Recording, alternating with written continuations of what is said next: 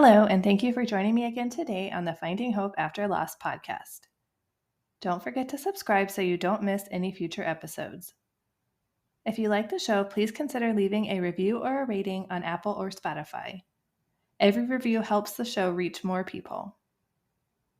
So, my grief tip for today is to find a way to release your feelings. It's our tendency to want to bottle them up and not let them out. But we have to let them out, or else we will hold them in until we explode with all the feelings at once.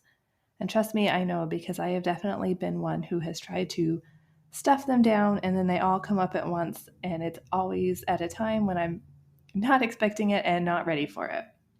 So we have to find some kind of way to let them out, even if it's, gradually a little bit at a time so that it doesn't catch us off guard and come out in a big explosion.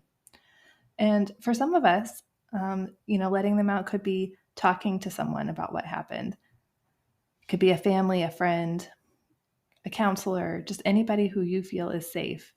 And if you don't have anybody in your life that you feel you can trust to talk about this to, there are always tons of people in the lost community who are always there to listen. And you can always reach out to me. I'm always happy to listen and, try to help you through whatever it is that you're feeling, because chances are I've been through it too. For other people, this may be through writing, drawing, listening to music, even taking a walk. Whatever it is that makes you feel like you're able to let the grief and the anger and all of the feelings out. There isn't one right way. There's only the way that helps you best. So just find a way to help let those feelings out. So I am starting a new segment on the show that is going to highlight small businesses and nonprofits. This will highlight businesses and nonprofits either owned by a lost parent or those that help lost families. And in many cases, it will meet both of these because so many lost parents do start things to help other lost families. So if you would like to have yours featured, you can see my post about it on Instagram or Facebook at Journey for Jasmine, or you can reach out to me at Sarah, S-A-R-A-H, at journeyforjasmine.com. So today's business spotlight is Choice Fertility from Megan Farnell. Megan wrote about her business. My name is Megan Farnell, and I am a lost parent. My wife and I experienced a second trimester loss with our first pregnancy, as well as numerous early losses as we attempted to grow our family. Inspired by that experience and a desire to support others struggling with infertility, I have started Choice Fertility, a fertility doula business that offers community, advocacy, and support for all individuals and couples at all stages of trying to conceive. Though I always hope they won't be needed, I do provide the option of loss support to all of my clients. If you're interested in learning more or reaching out, you can find me on Instagram at Choice Fertility YEG or on my website, choicefertilityYEG.com. Thank you to Sarah for the wonderful work she does through Journey for Jasmine and for featuring businesses run by and for lost parents on her podcast. Thank you so much, Megan, for sharing about your business and for the kind message. So today I am talking with Anusooya. She is a fertility coach for women who also has a pharmacist background. And she dealt with a chronic illness which made her motherhood journey more difficult. She now helps other women who are going through infertility. Hello, everyone. Today I am here with Anusooya. Can you tell us a little bit about yourself? Hi, yes, thank you for having me. I'm Anusooya. I'm a fertility coach for women, and I help women with their menstrual cycles, especially towards preparation for fertility. And I'm a certified practitioner for Celebration Day for Girls, where I offer workshops as well for mom and daughters. So I'm very much in the womb space. I'm a pharmacist by education, and this is really my passion, helping women with their womb changes. I think that's interesting that you have that pharmacist background too. That probably offers a unique perspective on things. You can kind of see both sides of it. Yeah, I get that often because I see there tends to be a divide between people who are keen for a medicine and then like almost some against alternative or holistic approaches. So I'm like got to put in both, and I got a best best of both worlds. It's really good. I'm not very biased in the sense of one for the other. I think it's work well together. I think that's important too, because some people kind of think it's all one or all the other, but they can work Yeah, together. it's So what do you better. what do you like to do in your spare time? Crochet and spend time with my daughters. I really like to spend time in nature. That's important for me because I just feel so connected to nature, and because I come from an island, so I'm really miss because I'm based in South Africa, but I'm originally from Mauritius, which is a small island. So I like to spend time in nature. It reminds me of my home country. Do you have a lot of nature around you where you live now? Yes, I stay very close to the beach, so it's very nice. That sounds nice. I live in Georgia in the US, and so we have like a mountain that's kind of nearby. I like to go to the mountain. So it's kind of the opposite of the beach, but Lovely. It's nice to go in nature. so what is it that made you to decide to become a fertility coach? It's mostly because I thought I was the only one struggling with menstrual cycles. And then the more I started talking about my journey with other women, more people started talking about how they were struggling with cycles, some with becoming pregnant, staying pregnant. Mostly, many people talk about PCOS, endometriosis, fibroids. And I decided, no, somebody needs to do something about it, and I'm going to be that person. So, so yeah, I'm very much from my own journey, healing journey of having a chronic illness. When meds alone couldn't help me, I decided to look at my health holistically, and then realized that, oh wow, I'm not the only one experiencing these things. And I started diving deeper and deeper into not just the science of womb health, but also like a holistic approach, energetics, and other things. So, yeah, it was really with the intention of helping more people because the more I kind of deconstructed the shame about what I was experiencing about things, and then like more people started saying, but we're also having these issues. So, yeah. So you said that you dealt with a chronic illness when you were trying to get pregnant. Do you think that people have like kind of a stigma or a misunderstanding of what people go through who have a chronic illness?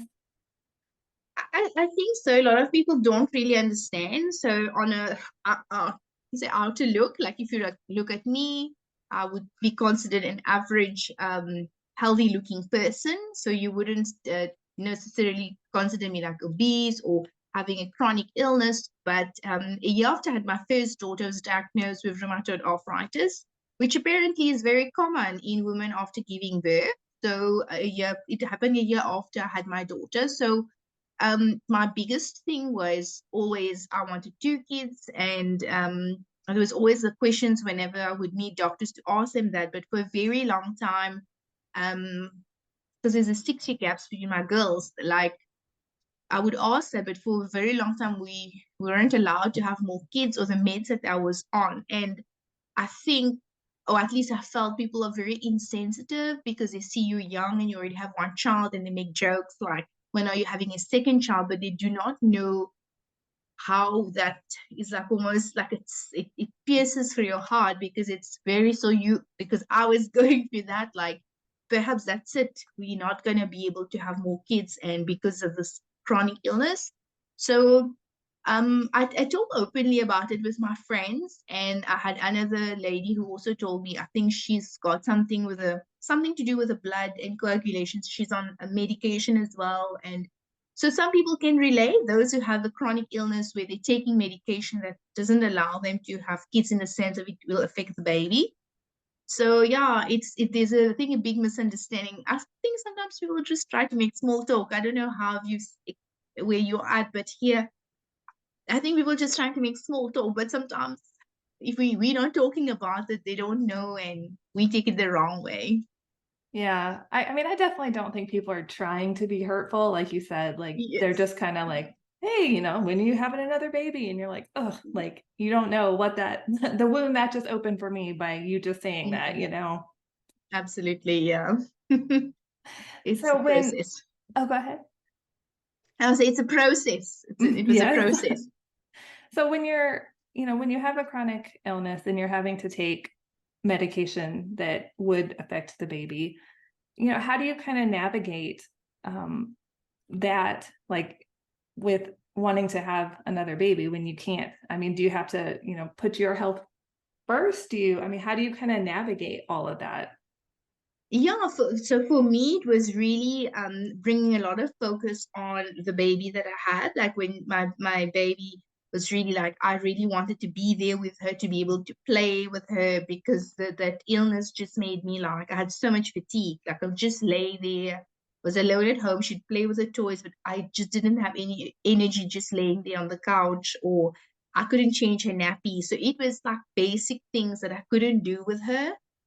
So then I had to take decision. Okay, I want to focus on my health first, so that I'm in gratitude for the one child that I have here, and I'm gonna do the very best that I can to be in a good health, so that I can have quality time with her. And it was initially hard, but over time I've had to explain. For example, I couldn't lift her, like my arms and my feet were quite swollen and all of that. I had to explain, like, um you know uh, like we need to do things differently. And then now, having wanting to have a second child, I had to put that on a back burner for a very long time. It was at the back of my mind, but the initial goal was to get better first and see if I'm fully functional with navigating motherhood of one, before even possibly considering a second baby. Especially for me, I found that this this arthritis, it was very much hormonal based. So if ever there's a hormonal change, I would get a flare up.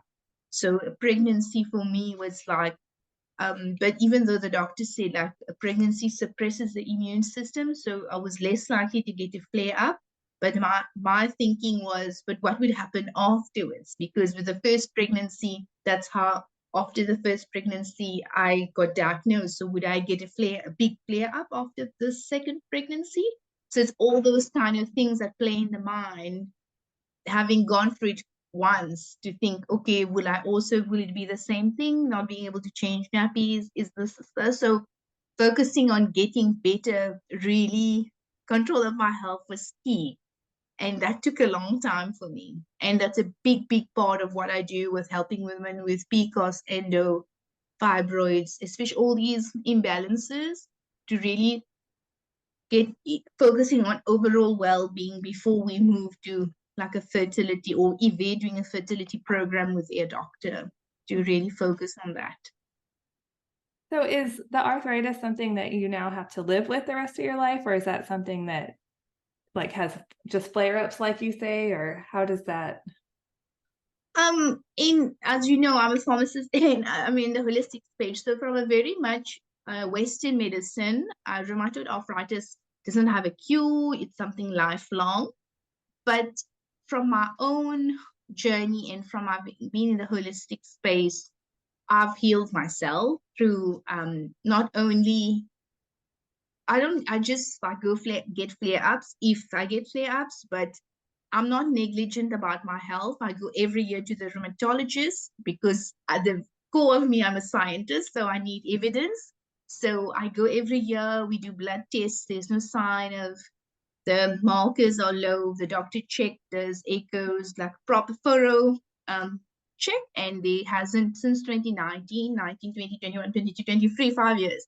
There's no sign of inflammation. But I know I've done a lot, like dealing with trauma stored in the body, lifestyle change, stress management, lots of like different things, um, esoteric practices as well, like living more in my feminine and masculine energy. So it's a lot that I've done. But so for me, I say tread with caution. I'm very mindful of the things that I do, because I know what are my triggers, if I can call it that way. I think that's Yeah. great that you focus on the whole well-being because, Mm. like you said, yeah, with from the pharmacist and like Western medicine side, it's just like, here's a pill, like take this, it'll keep your symptoms in check, but that doesn't deal with the underlying issues. Yeah, it doesn't. And and it, I think at the end of the day, like also depends, like, um like what's your belief, or if I can call it that way. Like for me, because I come from a pharmacist background, I know all about medication, what side effects and what's going to affect. And I didn't want to be lifelong on certain medication. I just like, no, I'm not doing this. We're the worst patients. Healthcare professionals are the worst patients. We don't want to take medication. So, but I think for me, in all of this, pregnancy and having children and excuse me, being like healthy for my kids, for my girls, has been my biggest motivator. So that weekend quality time is important for me to be able to play with my kids, even though I'm sure they'll say I don't play as much as I would like, as they would like me to play. But being healthy to be able to do things with them has been my greatest motivation. I'm pretty sure the kids would want us to play with them all day, every day if they had their way, though, right? Yes, yes, yes. So I know you mentioned dealing with like the masculine and the feminine energy. I've heard a lot about that lately, but I'm not really sure like what that is. Can you talk about like what that means? Oh, sure. So, like as human being, both as a male and female, we all have masculine energy and female energy. So, if you think of like yin and yang, or I don't know if you've ever heard of yin and yang. So it's all about like balance. So within us, so when we think about masculine, it's more like structure. If you think of a riverbank, it's like structure, masculine, and it's more doing. We're more in like doing mode, whereas the feminine energy is more like a river flowing. So if you think of a riverbank and a river, you need the riverbank structure and the water for the flow. Otherwise, it's like the water's just going everywhere. And if there's just riverbanks everywhere, there's no flow, there's not going to be water. So with the feminine energy, it's more about receiving, relaxing, that is more when we're talking about masculine and feminine energy. So for myself, I've been for a very long time in my masculine mode, which is very much doing, but it also comes from my upbringing, from my own growing up. I was always raised like to just do. Rest was not part of it. And a big part with being in your feminine energy, or at least embodying your feminine energy, is embracing that rest. So for me, that was one of the biggest lessons I had to learn with the rheumatoid arthritis. Was my body really humbled me. I had to rest. And that's when I started learning about, oh, okay, so like women have a menstrual cycle and our bleeding days we're supposed to rest. I didn't know that. I was just carrying on, do. And then when I experienced the rheumatoid arthritis, I would get flares up around my menstruating days. So I had to rest to prevent that. And then I further learned that, oh, but you can actually learn to live in sync with your cycle so that you're more into your feminine energy and your masculine energy, so that you're more optimizing your energy levels, but also yeah, you're in this doing and receiving. So so that's what it is. And there's a big belief was in the holistic space that like for example, womb imbalances like PCOS, fibroids, and is an imbalance of feminine and masculine energies. So that's a belief what some people have. So that was my personal experience with that. That's Yeah. interesting. I think I'm definitely more than in the masculine side right now because I'm always like going, doing this, like I don't have much rest time. So that's interesting to know, like the difference between those two, and that I could probably Yeah. use a little more balance there. Yes, yes. But it's like a work in progress. So there's different you start slow with something, one thing like improving your self-care and all those things, like really honoring your body. Yeah, Yeah, and that's I also good. didn't know that you know that you're supposed to rest on your bleeding days because yeah, we definitely I think a majority of us all just carry on with life like okay, this is something we have to deal with, but we got to keep going, you know. Mm. Yeah, I think yes. I also didn't know until a couple of years ago when I did like a course with my coach and mentor, and then I was like, oh, okay, this is very interesting. And so basically, in essence, what it is like in science we call it the different phases of our cycle, but in a similar nature, we have different seasons in our cycles. So So you can live in sync with a different season. In a different season, you can do different self-care, even the food you are eating, exercise is all different. So it's very interesting. And like for me, when, for example, I was ready to have a second baby, and um, I put those practices into place. For example, when you start your bleeding, there's a very it's a start of a new cycle. So you set your intention. So I would always do like start drawing stick drawings of me, a family of four. So we're always family of three, and I put these practices into place. That was one of the things that I did, and yeah. So these are some of the practices that we can do. I love Yeah. that though. I think that's it sounds like such a simple thing, but it's like so powerful. It is, yeah. I think that's a beauty with and I sometimes feel that when I talk to my clients that the things I'm telling them sound so straightforward and simple, but yet they are so impactful, that like why didn't we think of that? But Right. but it's like it makes sense at the end of the day once we start explaining about things, like even like with fertility and uh, like a big thing is like many of us have had womb blocks. Like I believe, and many people in the holistic space believe that the womb store memories. So some memories maybe in our lineage when before we were born, because we were in our mother's wombs, and lots of memories. So I also found that through this process of with the arthritis was also releasing a lot of forgiveness had to happen. That was also one of the things I had to learn was forgiveness. And I feel that was a big part of my journey with my second pregnancy. This theme around forgiveness was a big thing for me. So that was a very big learning curve. That can be a hard one sometimes too. Yeah, but so yeah. So I don't know about where you're from, but I know here, the more the non-Western type stuff is sometimes met with skepticism. Do you Mm. deal with that very often? People kind of not believing what you're doing? Absolutely, absolutely. Myself, I would have laughed if somebody said I'm doing all the things that I'm doing now. I was like, no ways. Because again, coming from a very scientific background, like my whole life, I've been very much what science says is what we're doing. And I think for me, when this whole diagnosis happened and I had to actually uh, kind of opened my eyes, because I remember we had like one module in our final year where this pharmacist came. He was into holistic thing and he was talking. I was still like thinking, why are they explaining all of this to us? And then I remembered that. And then I started reading up on the things that lecturer was saying. But now practicing as a fertility coach and having learned other modalities, people don't necessarily believe. They will prefer to listen to their doctor, which is good.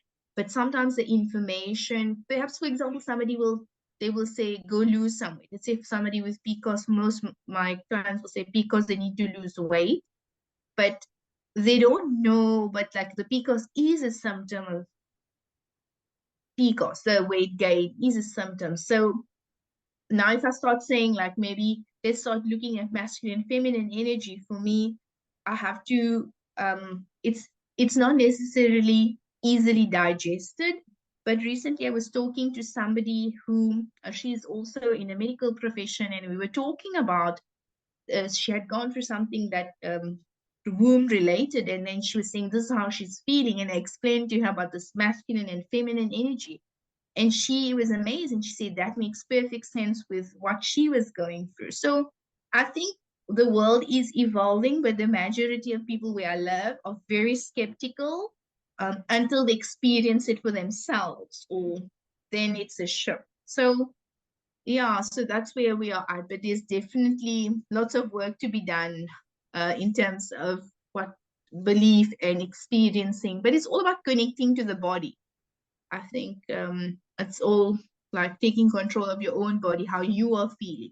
Because a big thing with this with holistic space is that whatever's happening in our body is like a metaphysical manifestation. Whatever in your mind, body, heart is actually presenting in your body as well. So I had to be very mindful of that when like for our second baby. It I was feel like important too, for me. oh, sorry. Carry on, yes. I was going to say, I feel like too that, in general, we're not really taught how to be in tune with our bodies or to listen to our bodies. We're just kind of taught like, oh, you have a headache, here, take some Tylenol or take a pill or, whatever. And we're not really taught to like really be in tune with how we're feeling about things. Yeah. And I think I say think a lot. Like for me, what I've realized is like we didn't know better. We did the things until now. We're getting more information that we can do things differently. For example, like even talking about with the pill, like I personally realized that I was going through like depression.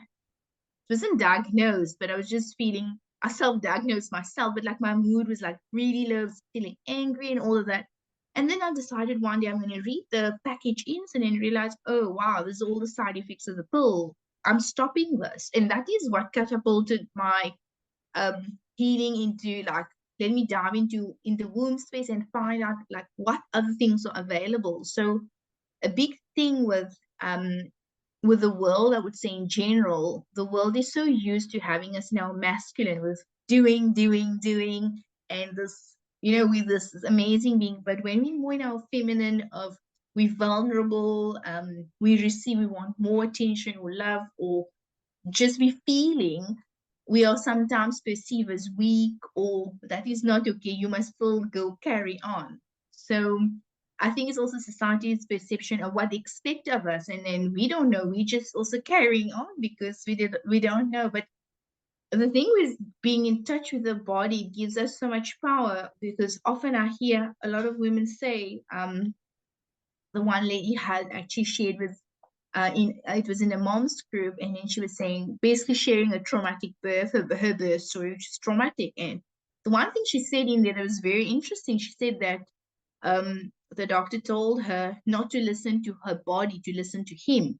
And I was like, oh no, that doesn't feel right. And now this lady, two years later, she's still living with a post-traumatic body in the sense of she had other complications. So I feel that if we give ownership to bodies, our bodies, we it would be actually good for us as women. Oh yeah, I definitely agree. And I feel like, sometimes we know things are wrong. Like we can feel that something's wrong, but like doctors don't listen to that. They're like, "Oh, you're just being dramatic or, whatever." And you're like, "No, but I can feel that something is off." And I think we know more than we give ourselves credit for sure. Absolutely. And then you go look for a different doctor that will listen to your concerns. Because I think that's the biggest thing is there are many amazing practitioners, doctors out there. It's really about finding the right one for you so that they can support you. Like, I mean, if I can think of the doctor that I go to, the rheumatologist, I mean, she's been very supportive. All these years have been off the meds, but I go every year. So I think it's good to find somebody that respects your not taking chances, but also respecting what you are doing with your health. I think sometimes we forget that we're allowed to change doctors. Like we don't have to stay with one doctor. Like we feel like, oh, this is where I went. I can't go anywhere else. And I'm always like, no, change doctors. Like get a second opinion. Yes. Go, you're not stuck there. Definitely. Definitely. I think we forget that. But yes, it all comes with having gone through an experience of something and just learning from that and just making a different choice next time. So that's all good. So did you notice like with the COVID and everything happening, did you notice that you had different types of clients or like clients dealing with different issues or because that just changed so much for everybody?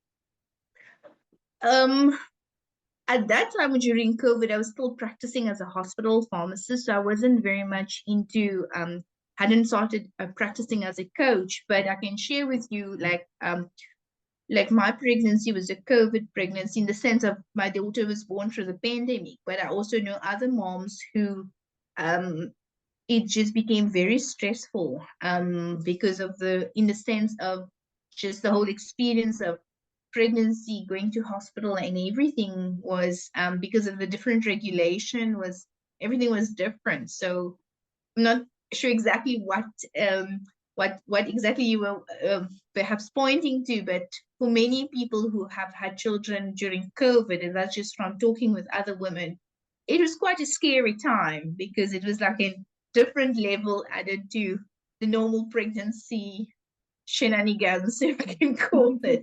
So yeah, but I also know who people who couple of years later still wanting to have more children, and it's a challenge. So yeah.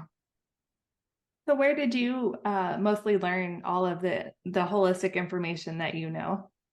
So I started with um I have a coach. She lives in Greece, so she has attended some of her workshops, and then she was yeah, she was offering courses and then attended just for my own personal learning.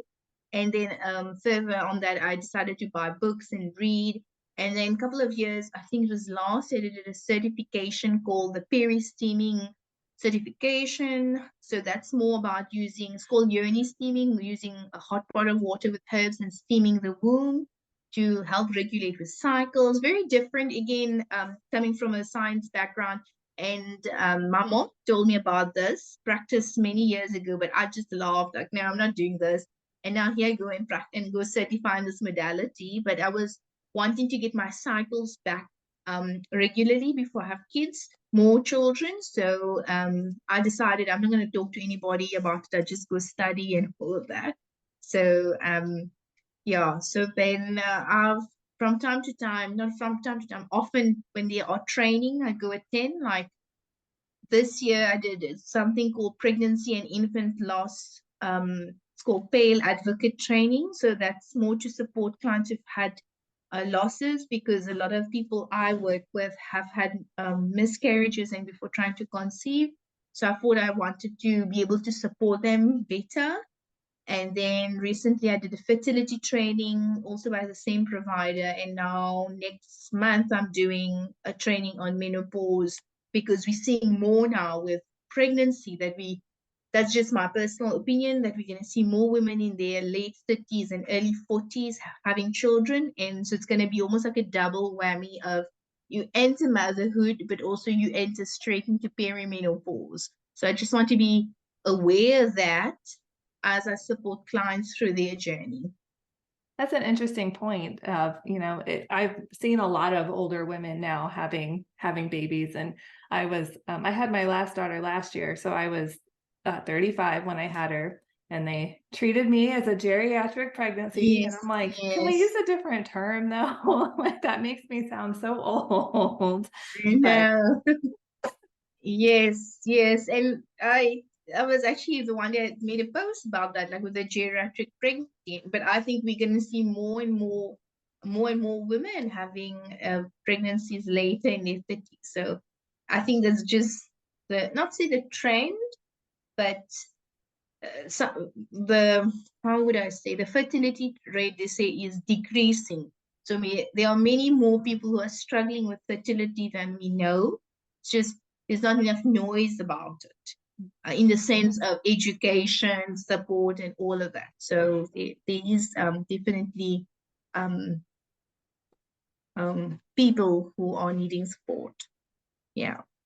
yeah, I saw that So recently that they had updated that statistic about the number of couples with fertility issues. Like it was 1 in 8, now it's 1 in 6.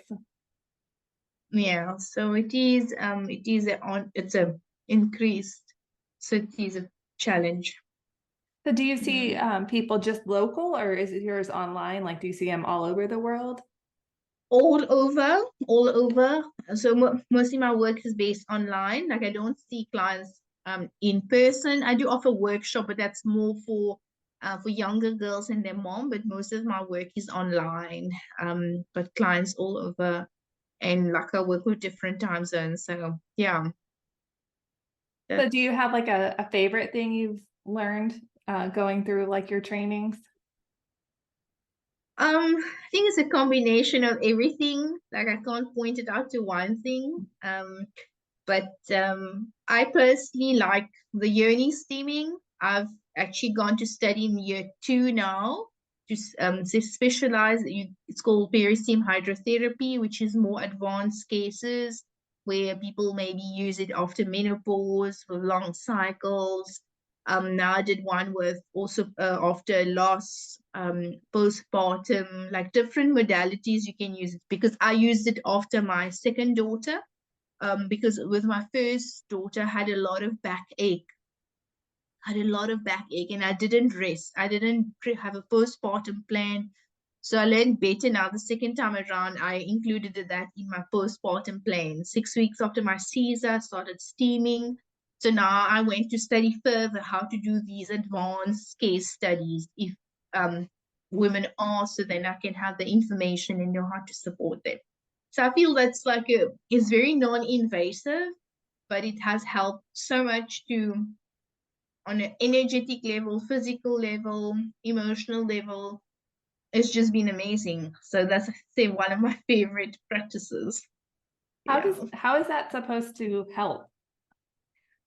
So with the water, because it's a pot and it's basically using the principles of water. So it's just making steam, and the steam would go up the womb. And in the pot, we put herbs in depending on what's happening in your menstrual cycle, if basically I would do a menstrual cycle analysis and see, okay, this is what's happening, determine then which herbs to use. So it's just the water that just flows. Not it doesn't even go, it's just like steam, like how the steam that comes from the kettle, like that, just goes in the womb. And usually it's like a 10-minute practice, maybe most 30 minutes. And then it just promotes circulation. So what has happened for many women is they would experience like a discharge afterwards. So all basically it's almost like loosens whatever is not supposed to be there, if we can put it in that way. So but it's very interesting because it's like non-invasive. So yeah, so it just promotes circulation and improve blood flow. Because if you think about um like if you have an injury or something, you sometimes put like something warm to help with pain, so and to promote circulation. So it's the same way that steam just promotes circulation of blood, and that's why we never steam when somebody's menstruating. Only, and also if you had surgery, it's only once your surgeon has cleared you for daily activities and we know that you've healed, then you can steam. So yeah, That's super that's interesting. been. I've never really heard much about it, so that's interesting Oh, to learn. yes, yes, it's not very popular. Actually, I studied that modality with a practitioner who's in the States. So it's yeah, it's in the States. So it's very different, but many countries practice it. But I think also again, some people are hesitant to practice, but they see it on social media, maybe TikTok. But I always tell people, somebody told me the other day, oh, they heard it's not safe. I said, it's not safe. You're watching TikTok and YouTube doing it. It's not going to be safe because somebody hasn't determined what is your protocol, what herbs, what are you at risk, or so I think it depends as anything like how you are using the practice. Yeah. So basically, don't go try to do it yourself, right? Yeah, it's we don't want. I mean, I had a client. She was preparing for IVF, and then she was doing the steaming in preparation. And then she told me, and because I have a video that I send to people who sign up, and I give them their steaming schedule, and we discuss it in online. But then I send them a video that I made a recording on how they should set up at home. And then she was sharing with me that she skipped the one step, the one that she decided, no, she's not going to do that. And then she said, oh, it didn't go so well. Now I understand why you have it in that order. I said, yeah, like there's a reason why it's in this order. So, You're like, I'm yes. not just making you do random things because I feel like it. Yes. So yeah, so it's important for safety. Like I'm very much with don't take unnecessary risks, rather do it correctly for the benefit of your health because I think it's just best to just be precautionary. I'm that person, at least. I don't, not much of a risk taker, so I will try to make sure that there's a logic behind what we are doing, and that person understand why, the how. So because Which I as think we is discussed early important. on, like there's a bit of resistance sometimes with these different practices. So yeah. Yeah, I'm definitely not the risk taker either. I want to know I'm doing something safe. Yes, absolutely.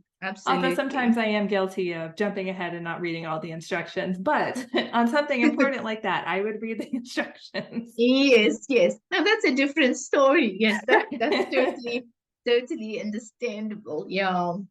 So so I think that's a big thing. But and now that we're talking about stress, and I think that's been a big thing for me with having had a chronic illness, and with a second pregnancy, was like I was very, very careful, like what was my risks, and to do my level best um to kind of mitigate those. Like, what can I do to prevent this? I was very much more, I won't say paranoid, but I was much more aware of, okay, this, I must just be a bit more careful. Like, for example, I was going often to the chiropractor to make sure they struck my back. So, because I struggle with back pain with the first pregnancy afterwards. So, I think when you've been through something, it just gives you a bit more of, at least for me, I'm not wanting to take more risk. Let's see how we can minimize risk here.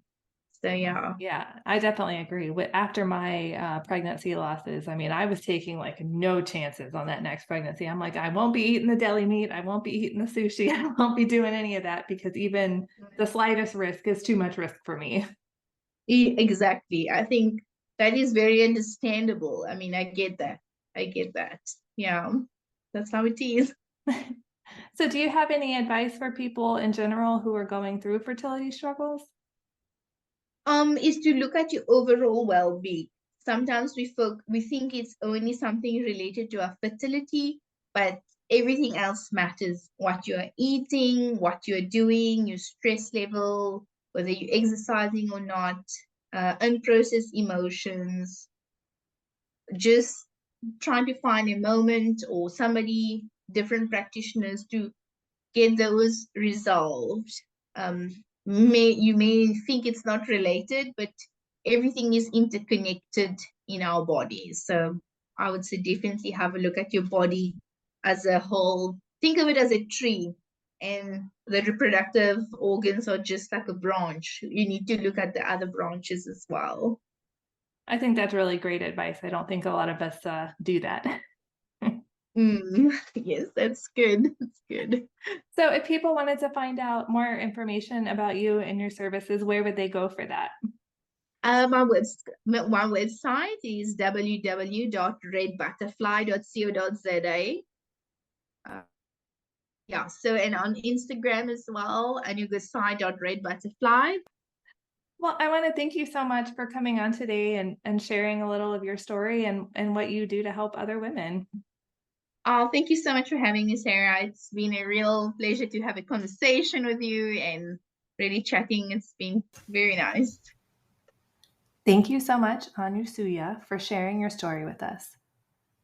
I think this is the perfect time to touch on how so many of us are dealing with things on the inside that no one sees on the outside. In her case, she was dealing with a chronic illness and had to hear all the insensitive comments about when was she going to try for another baby. People didn't know what she was dealing with when they asked things like this. They didn't realize the pain that it was causing just by asking this simple question. And that's just like those of us who have gone or who are currently going through infertility or loss. You may see a family that has a living baby, but you don't know what they went through to get there. Or you may see a family without children and think, oh, they don't want kids, yet they are desperately trying. We just don't know what others are going through. This is why, as so many of us know, comments about starting a family, giving your kids a sibling, you not getting any younger, all these comments can be so hurtful. Because all we want is to not deal with infertility and loss and just have the family we want when we want it on our timeline. without all the heartache and the pain we've been through. So we just have to always be kind. Don't make assumptions about people. Don't ask people when they're going to have kids. We tell the people we want to tell. The best thing you can do is make yourself open to listening so we know that we can talk to you and we can trust you with these feelings. We all have our own battles that we are fighting. Don't forget to subscribe so you don't miss any future episodes.